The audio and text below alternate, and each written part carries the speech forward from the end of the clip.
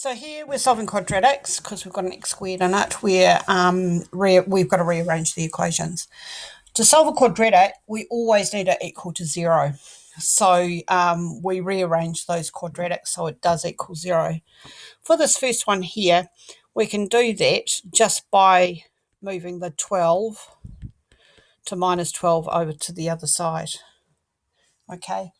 Then we need to factorise it. So find two numbers that multiply together to get negative 12 and add together to get plus 4. So that's going to be plus 6 and minus 2. And that's what goes in the brackets. And then we let both of the brackets equal 0. So x is negative 6 or x equals 2. So if x equals negative 6 or x equals 2, that would be true. For this one on the right-hand side, it is better to move this negative x squared over the other side, and then it becomes positive x squared, and it's much easier to deal with. So first of all, we're going to take that over. We're also going to take this plus 17 over it and make it minus 17. So we've just got plus 5x, and 3 minus 17 is negative 14. Okay, so to deal with that, we again factorise it. So we need two numbers that multiply to get negative 14 and add together to get plus 5. And that is plus 7 and minus 2. And we put that into the equation. And then we solve. Remember to let each bracket equal 0. So x plus 7 equals 0. So that means x would have to equal negative 7. And for the other bracket, x minus 2 equals 0. So x would have to equal 2. So when x is negative 7 or x equals 2, that equation is true.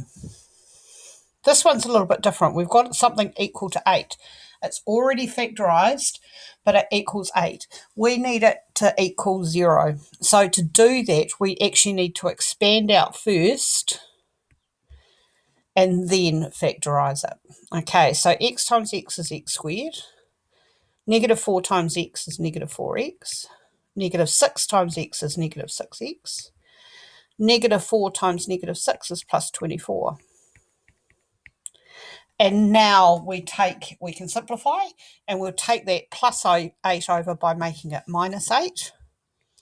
So we've got x squared minus 10x. 24 minus 8 equals 16 equals 0. Now we find two numbers. To factorise it, we're going to find two numbers that multiply together to get plus 16 and add together to get negative 10. So it's got to be two negative numbers. So the two negative numbers are going to be negative 2 and negative 8. So in our brackets, we've got minus 2, x minus 8 equals 0. Let each of the brackets equal 0. So x is 2 or x equals 8. This last one here, it's a little bit different again. We've got to divide by x on that right-hand side. What we want to do is get rid of that divide by x. We're going to multiply by x over the other side, and we end up with 2x squared. And now you can see that it's become a quadratic because of the x squared bit. We need everything equal to 0. So that becomes plus 5x. The plus 3 over that side becomes minus 3 when we take it over the other side. And now we've got it equal to 0. Okay, we've got a 2 in front of the x squared. So the first thing we do is look for a common factor. Fortunately, there's not one because there's nothing that divides into 2, 5, and negative 3. So we take the 2 and the negative 3, multiply them together to get negative 6.